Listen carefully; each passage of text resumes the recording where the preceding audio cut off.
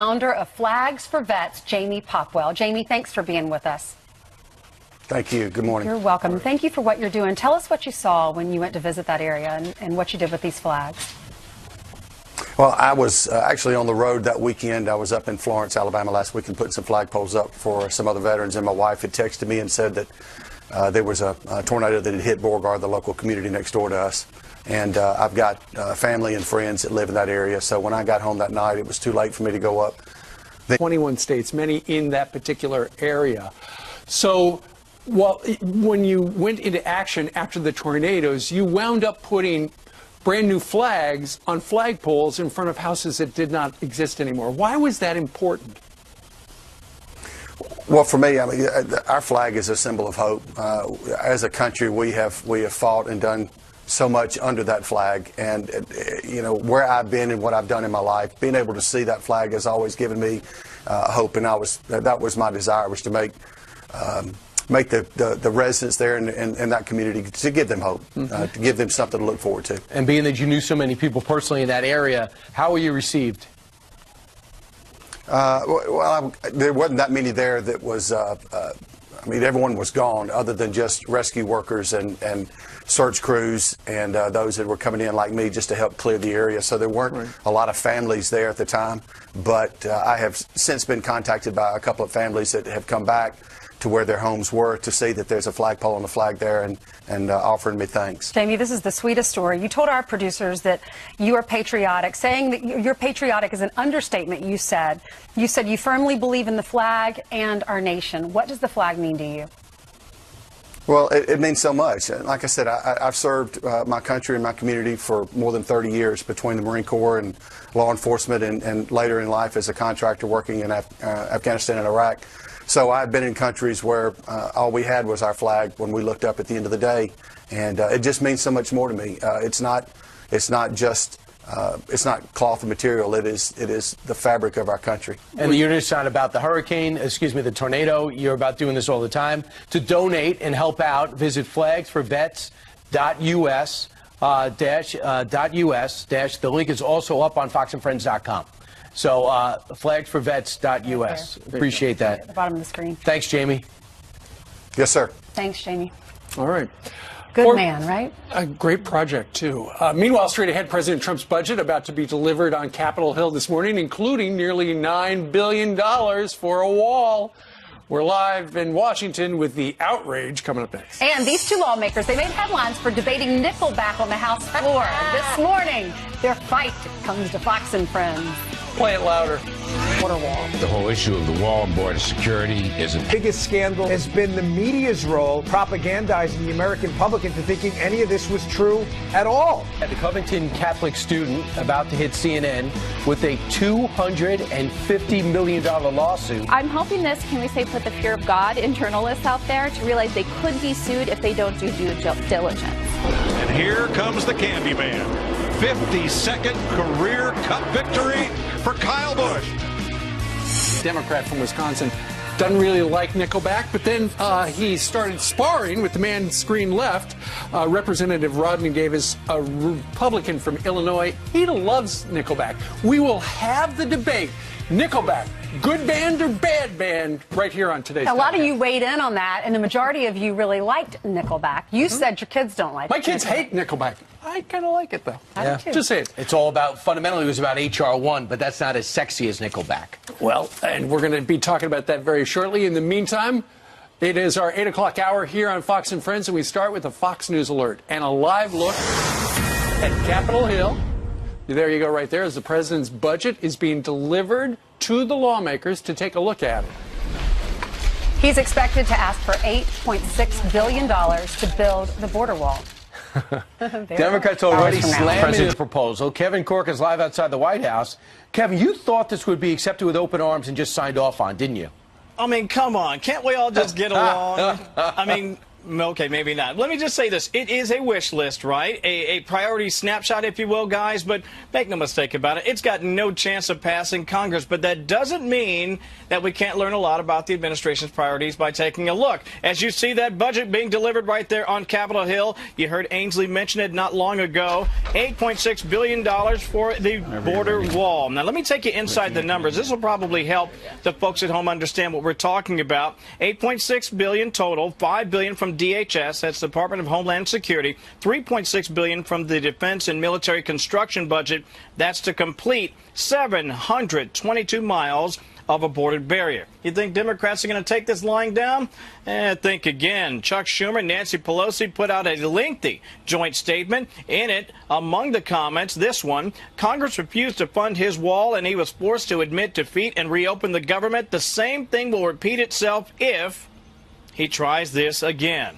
There you go, Chuck and Nancy. Well, White House officials still insist, though, guys, the wall is not some sort of a political ploy. We're talking about securing the nation, and that is the president's top priority. I suppose there will be. I would just say that the whole issue of the wall and border security is of paramount importance. We have a crisis down there. Yes, he's going to stay with his wall, and he's going to stay with the border security thing. I think it's essential. Essential is what Larry Kudlow says. By the way, we also expect the White House to lay out a plan for Congress to cut non-defense spending by 5% while boosting spending on the military and veterans health care as well. It's all coming your way at 11:30 this morning. We're looking forward to it. Now, I can tell you, because you guys sort of understand the inside baseball, we get a bit of a preview, and I've been looking it over, and I can guarantee you this. It's going to make some headlines today. It doesn't look very thick. It looks like a small little binder. That We've seen bigger ones in the past. All right, Kevin, thank you very much. Thanks, I know also in the budget they're asking for NATO allies to pay most of the freight, pay for the bases, and pay for our troops. And that might get some pushback. Lynn Cheney over the weekend says, yeah, I'm not for that. One of the proposals I saw yesterday was if we've got troops in your country, you would pay for the total cost plus 50%, which is interesting. Also, it is being reported that apparently his budget, the budget that you're looking right there on that table, will project, and this is good news, 3% GDP growth over the next couple of years, but that does defy consensus forecasts. And you look at the jobs numbers last week, but nonetheless, they have a rosy outlook, 3% GDP growth, which would be great if it held up. Democrats were saying, I hope that he, talking about the president, learned his lesson after the last shutdown. Yeah. See where this goes. So if you were in Austin, Texas, you know the South by Southwest Festival is taking place. And they picked some big Democratic politicians, and Kevin McCarthy was invited down to speak their piece on stage. Among those who attended, Alexandria Ocasio-Cortez, shocker, Beto O'Rourke. There's a documentary coming out on his failed quest to become the next senator. Amy Klobuchar there. She's maybe the moderate in the race so far. Elizabeth Warren, anything but a socialist, but sounds like it. Jay Inslee wants to make climate change #1. John Hickenlooper now disavows that he was a successful businessman. Julian Castro, reparations. And then Howard Schultz is there to say all the Democrats don't have a practical idea among them. And Pete Buttigieg, he's the mayor of South Bend, Indiana, was up on stage talking about the vice president. Yeah, and we have heard so much from a number of Democratic candidates about, how to make everything fair and socialism, the wave of the future. And whilst that is being pushed by a number of people on the political left, for the most part, people sounded a little more moderate this weekend in Austin. Listen to this. This idea of 10% better from garbage shouldn't be what we settle for. Let's propose things that are true, that are honest, that are sincere, and that are realistic. Bernie has to speak to what democratic socialism is. You are not one. And I am not. What used to be, let's call it American capitalism, for lack of a better word, it's not providing middle-class people and poor people the security or the opportunity that it used to. If we compensate people under the Constitution because we take their property, why wouldn't you compensate people who actually work property? We have to make defeating climate change the #1 priority of the United States. You had Howard Schultz there, the second voice we heard, guy who really invented Starbucks, and he's just said, let's propose things that are true and honest. He was asked by the moderator to define socialism, and he said, well, there he is right there. Look at Venezuela. And he got a negative reaction from the crowd, and he said, I guess you don't like that. Yeah, well, here's the thing. Howard Schultz is running, says, I can't run as a Democrat. Mike Bloomberg, similar beliefs. He goes, I can't run as a Democrat. And then you had Sherrod Brown, who many people say was moderate, working class guy. He goes, I can't run as a Democrat. What do these so-called moderates or rational thinkers on the left see in this field that makes them think they have no shot? Wall Street wants them to run. Whether or not they will, we'll have to see. But there was a recent poll, and maybe the reason they don't want to run as a Democrat is because they're pushing the socialist agenda. They're so much more extreme than they used to be. And if you ask, young Americans, Generation Z and millennials, half of them want to live in a socialist country. Yeah, and then another poll. Do you prefer socialism? Yes, 61% of the same group of Gen Z, which is people born in the mid-90s and the early 200s, 58% prefer capitalism, 61%, as you can see, a bigger number, prefer socialism. Where's that message coming from? And that's why the moderates are having so much trouble in the Democratic Party, because for the most part, these members of Gen Z, which is going to make up 37% of the people who vote in Almost 2020, 40%. Many of them love the idea of socialism. They make up a big percentage. When they were asked what issues you're most concerned with, the Gen Zs said mass shootings, racial equality, and immigration. The millennials said healthcare, global warming, and mass shootings. And then everyone older said healthcare, terrorism, and national debt. Yeah, very curious to see where guns rack up, and also what's going to happen with healthcare, because Medicare for all also looms. Medicare for all. Obamacare not good enough. Remember, we were supposed to solve all problems. It didn't. Now they're going for Medicare for all, which is single payer. Well, mass shootings was #1 with the Gen Z. We asked you what you thought. We got a tweet from Leisha. Writes, Gen Z and millennials don't realize socialism rides the coattails of capitalism. When capitalism goes broke paying for socialism, they need to take a look at Venezuela. It will be the USA. Cuba's also available if you want to take a look at that. Joe writes this, I grew up poor. And America gave me the opportunity to change my life, which I did. People do not appreciate anything given to them, only what we earn. And then Randy tweeted, 100% of that 50% that want socialism never lived in a socialist country. All right. Meanwhile, let's talk a little bit about this. You know the story of Nick Sandmann and the Covington, Kentucky high school students. They went to an event down in Washington, D.C. They were waiting for the bus at the Lincoln Memorial, and then this viral moment, it seemed like got picked up by everybody, and it was suggested that these Covington kids in the MAGA caps, which they had just bought at a stand there in Washington, D.C., they were mocking this Native American. That was not true. Now, his attorney, L. Lynn Wood, has indicated that they are on the verge, after suing the Washington Post for $250 million, they're going to do the same thing to CNN, either today or tomorrow. Lynn Wood talked to Mark Levin last night. Keep in mind, I guess Bill Maher is going to be next, unless somebody starts apologizing. They're going to sue. They say CNN was even worse than Washington Post. Listen. Look at the deterioration in the media in the last several years. It is horribly unhealthy. There's nothing valuable to our public discourse for people to just simply go out and tell rumors, lies, to be able to use the media and the First Amendment to, in effect, advance his or her or some corporation's own agendas. That's what happened to Nicholas. There's a lot of agendas at work. There's no objectivity. There's no fairness. It's just like they've become an extension of political parties. A lot of money, $250 million for the Washington Post. They sued the Washington Post for that amount because that's how much Jeff Bezos bought the paper for, paid in cash.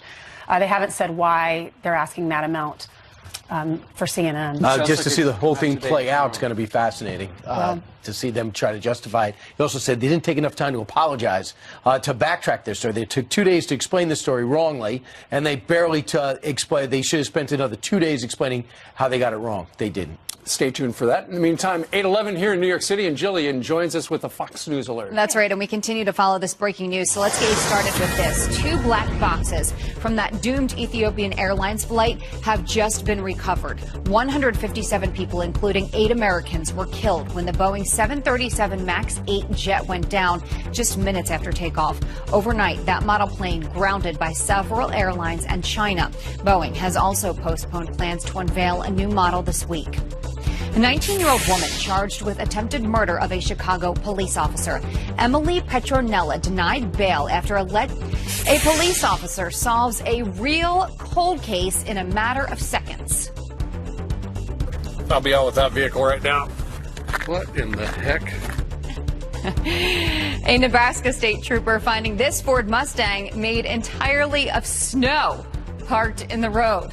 There's no car under that. It's all snow. Oh, I get it. Cold case. Get it? Good one. All right. Thanks, Jillian. Okay, 13 minutes after the top of the hour. Joe Biden is leading the 2020 field, and he hasn't even entered the race yet. But will his delay end up costing him in the long run? A Democratic fundraiser is going to weigh in on that next. All right, plus this video is crazy. You got a soccer fan that storms the field. And sucker punches a player actually scoring the game. What we just learned about that fan moments ago.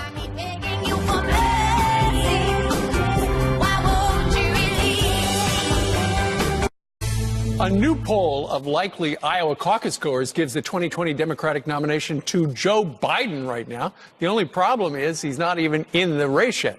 According to the Des Moines Register's CNN poll, 27% say the former vice president is their first choice for president. Bernie Sanders right behind at 25%.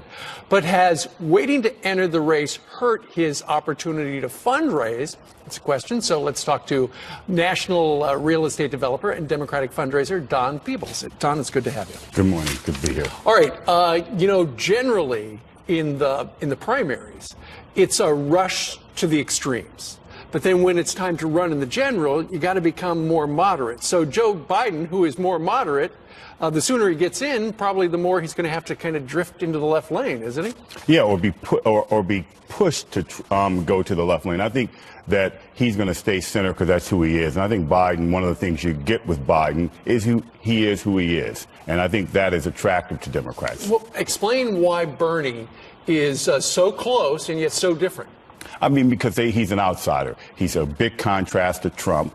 He's an outsider. He's run before for president in a race that the nominee ultimately was Hillary Clinton and lost. And so there's a nostalgic look at Bernie. But in the end of the day, when Americans start really focusing at him potentially being president, I don't see that really compelling. When you look at this survey by Emerson of Michigan, Joe Biden has 40%, Bernie has 23%. Bernie leads with 18 to 29-year-olds. Something about Bernie Sanders that the kids really like. What is it? I mean, he is going to burn it down. I mean, he reminds me of the person who's just against everything. He's against the basic principles of our country, which are capitalism. We're a capitalistic democracy, and that's what they like. But that demographic doesn't vote. I mean, by and large, they will not turn out. If Joe Biden gets in the race, and it sounds like 95% he's in, how much is what happened during the Barack Obama-Joe Biden administration he's going to have to answer for? Oh, I think he'll answer for some of those. I think most of it will be a positive thing. So I think you'll see if he gets in the race, these other candidates will begin to fall like dominoes. The field will get shorter, and it'll be a discussion about whether the Democratic Party is going to be center or left. Prediction. 1 year from right now, who are the top 2 on the Democratic side? Biden and Kamala Harris. Just like that. All right. Let's see. Don, come back in 1 year. Okay. I look forward to it. All right. Don Peebles, thank you. Meanwhile, the crisis at our southern border about to get worse. The record-breaking surge of families coming to the United States is growing. Former ICE Director Tom Homan here with Reaction Live. And it's a debate on the House floor that has everybody talking. Only 4 wanted to keep this provision, probably about the percent of people who think Nickelback is their favorite band. Why would you criticize one of the greatest bands of the 90s? Well, now the fight comes to Fox and Friends, those lawmakers. This is how you debate me. as murder charges are dropped against one of the women connected to the death of Kim Jong-un's half-brother after 2 years in Malaysian custody. Charges against another suspect could also be dropped. The women claim that they were tricked into smearing a deadly chemical on Kim Jong-nam's face at an airport. And the United States is on pace to become the world's largest exporter of oil for the first time in over 60 years. An energy research firm says that America will dethrone Saudi Arabia as the world's leading exporter of oil, natural gas, liquids, and petroleum by the end of the year. U.S. oil production has more than doubled over the past decade. Brian? All right. What started as two lawmakers debating how to count inmates on the U.S. Census turned into a dispute over the band Nickelback on the House floor. Only 4 wanted to keep this provision. That's probably about the percent of people who think Nickelback is their favorite band in this country. It's pretty low. Why would you criticize one of the greatest bands of the 90s? Wow. All right. Wow, here we go. Those lawmakers, Illinois Congressman Rodney Davis, who likes it, and Wisconsin Congressman Mark Pocan, who doesn't. Guys, did you know that you had such a disagreement over Nickelback, or did you stumble into that friction? Congressman Pocan? No, we stumbled into it. You know, I was just trying to illustrate something, and it was 4 out of 77,000 people thought this provision should stay. And I thought a good way to illustrate it was pretty much universally, people think Nickelback is a not great band, and we ran into a little trouble on that on the floor. All right, so take a look at this, Congressman, just in case you guys have something else you need him for. Here's his playlist. Congressman Rodney Davis, you gave me your playlist, and the top one on your playlist happens to be Nickelback. Can we take a look at that right now? There it is. If Today Was Your Last Day is the #1 song on your playlist. So, Congressman, congratulations on sticking up for what you believe in. Well, thank you, Brian, and thanks to my good friend Mark. You know, it's always good to send a message to the American people. While we're disagreeing on a bill, we actually get along, we joke around, and I don't think either of us thought this would be, you know, something that went as viral as it did. Right. When did you realize this was catching steam, Congressman Pocan? You know, I think almost immediately we saw it was actually trending in Washington, D.C., Nickelback, and that probably has never happened. So just the fact that that occurred. But like Rodney said, you know, I think this is a real important illustration of, you know, someone like Rodney's a very classy, decent guy. You can have a good debate on the floor, and it doesn't always have to be just what people think and often gets shown in the media, just the big opposition. You know, this is one where we just kind of stumbled onto this. You know, Rodney needs better taste in music. I'm glad to help him on that, but I think we did it in a lighthearted way, and hopefully it shows that we can work together. Right, and like, look, you get along, but of course you don't need one, Mark. You do not need a tie today, and Rodney, you chose to wear a tie today to be more like me. Now, Congressman, we got to be clear. You do like music, but we do not have your playlist. So off the top of your head, give me 3 bands. If we had a jukebox and I wanted to put something on in a diner that would make you happy, what should I use my quarters for? Yeah, you know, I've got some diverse tastes, but I would say, you know, Bruce Springsteen, Lady Gaga, and Bon Iver from Wisconsin. I mean, I think those are 3 that I'd mention that Rodney should add to his list, and he might have a better workout. Congressman Davis, you're shaking your head. You know, I don't think I've ever heard of any of those songs. Maybe I am stuck in the 90s and 2000s, but I look at my playlist and I wonder, how couldn't anyone like them? Absolutely, and that way to be open-minded about that. I want you to take a look at this poll. It doesn't look great for Congress. People like their individual Congress people, but they don't necessarily like Congress. Look at this poll when compared. Nickelback to Congress. Nickelback more popular, 40 to about 35% by the bar graph. A colonoscopy has a better approval rating than Congress, as does lice. Guys, if you bring yourselves together and show yourselves getting along even in a fun way, you could beat lice. Do you realize that, Congressman Davis? You know, I certainly hope we can. You know, we've got to do a better job of getting the message out when it comes to the fact that most of what we do in D.C. is done on a bipartisan basis. All the time, everyone sees us fighting, but it's moments like this and folks like you that highlight the good times, like our debate now, and I think that's going to help us kind of catch up to lice and to maybe cockroaches and to maybe everything else, maybe even Nickelback. All right, maybe. It's one thing at a time. Congressman and Congressman Pocan, Congressman Davis, thanks so much. Thank you. So thank you. Success leaves clues, so let's hear more of that. Meanwhile, straight ahead, this one told you so. He'll be with us shortly. But first, for Congressman Davis, excuse me, for Congressman Pocan, not Davis, here's Nickelback. Today was your last day.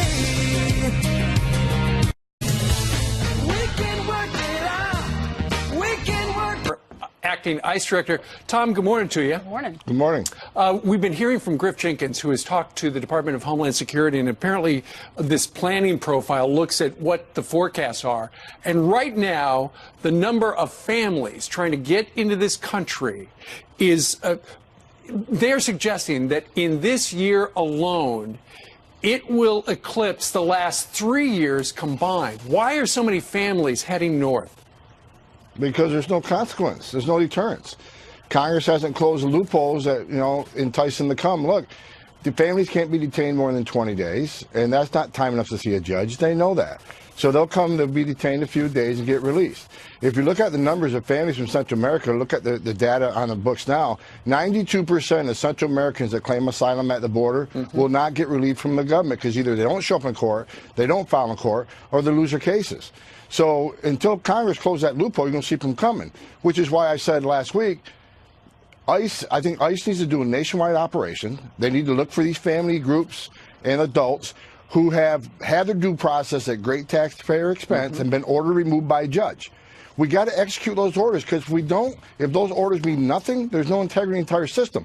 I did that 3 years ago, and it resulted in almost immediate decrease in illegal crossings on the border. We have to show Central America we're serious about enforcing our laws. So you don't need Congress for that. Couldn't Kirstjen Nielsen decide that ICE is going to be empowered to do that?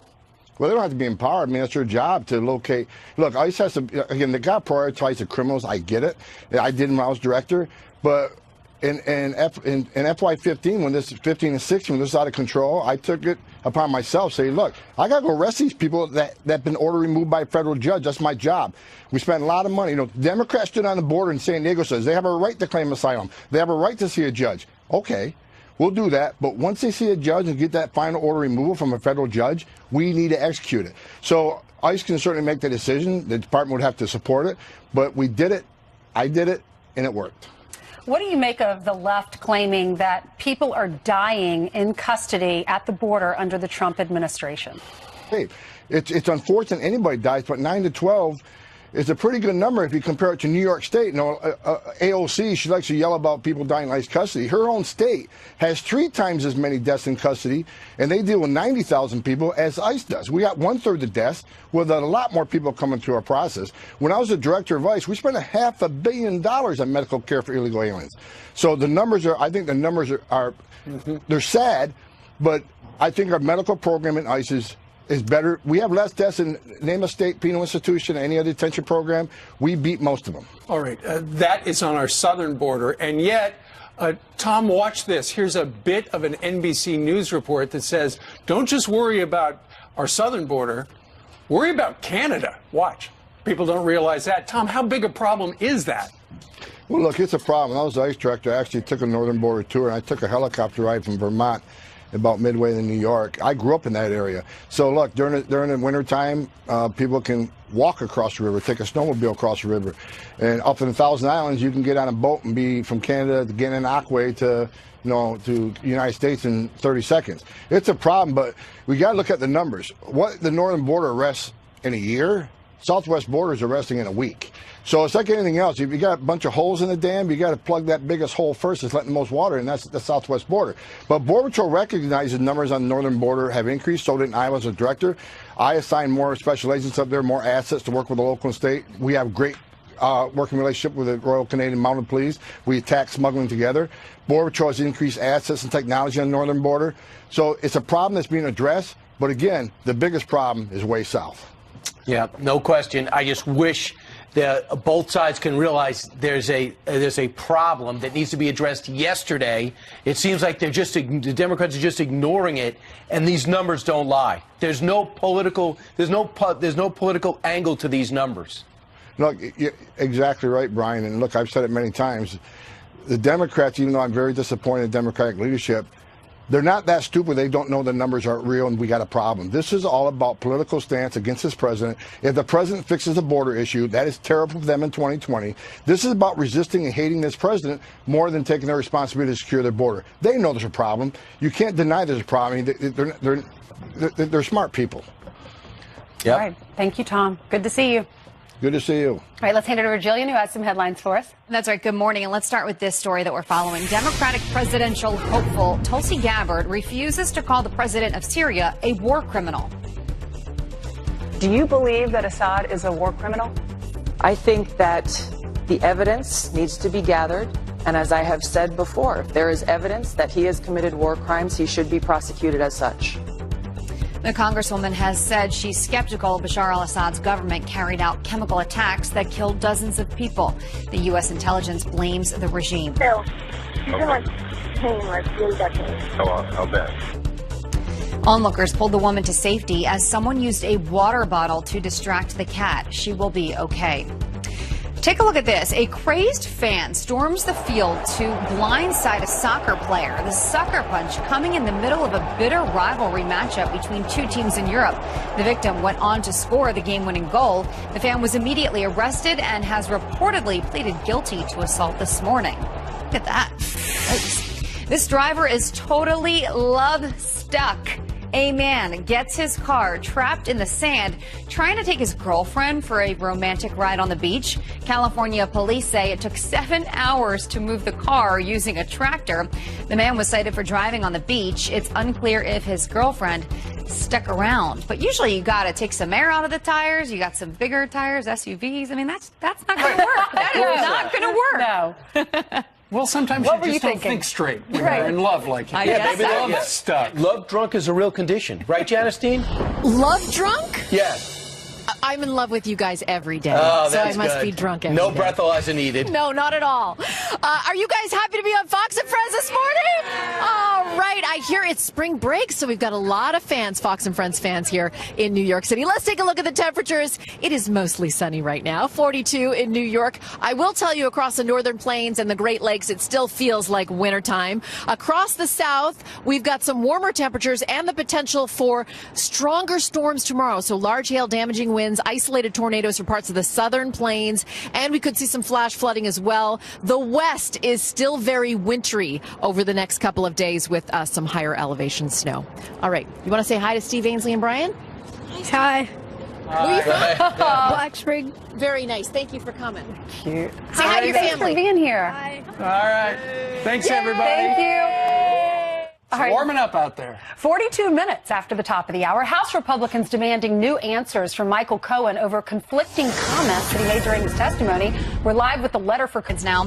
400 firefighters could soon lose their jobs, so other first responders can get raises.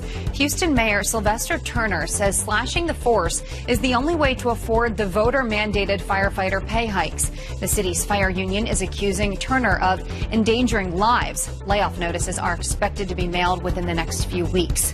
Brian, listen up. Traveling with your emotional support peacock will soon be a thing of the past on America. Letter to Michael Cohen's attorney. This is the way we're starting the week. New questions over conflicting statements made by Michael Cohen and House Intelligence Chairman Adam Schiff. Griff Jenkins is live in Washington with the very latest for us. Hey, Griff.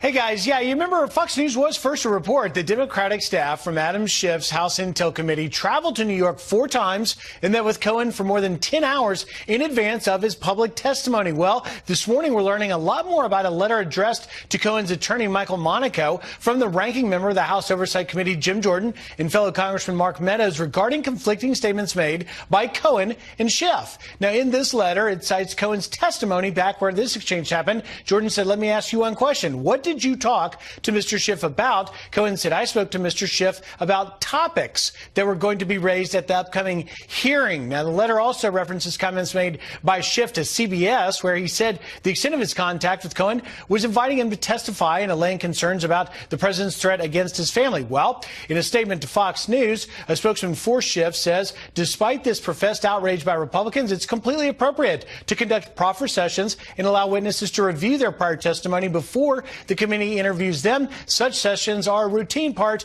of every serious investigation around the country, including congressional investigations. Obviously, Jordan and Meadows feels differently. That's why this letter is asking Cohen to provide 2 things. One, a complete description and account of all communications between Cohen and Schiff, including dates, times, and topics, and a complete description and account of all communications between lawyers and team members between Cohen and Team Schiff. Guys? It's unbelievable. You're talking about 14 hours of meetings, and Adam Schiff wasn't even candid. He said it was logistics and security. You don't speak for 14 hours and go to New York City 4 separate times in person or with staff if it's just about logistics. So someone's not telling the truth. Well, that's right, Brian, and it is turning out to be that for all of the testimony that Cohen has given on Capitol Hill in recent weeks, it seems to be raising more questions than providing answers we thought would be closing the book. Unbelievable. Thanks, Griff. Thank you. All right, basketball great Dirk Nowitzki dunking on younger players for caring more about social media than actually winning. Larry Winget says Dirk says he's right on the money. He's here to explain how to get off Instagram for good. Good Monday morning from America's Newsroom. We're going to have the latest on that deadly plane crash in Ethiopia over the weekend, killing all 157 on board. The moves some countries are now making in the wake of that crash. And President Trump now asking for billions more in funding to build a border wall in the latest budget proposal. How that's going over this morning. Plus, not even in the race yet. Joe Biden leading a herd of Democrats in the latest Iowa polling on 2020. A big morning is brewing in America's Newsroom. Join us at the top of the hour.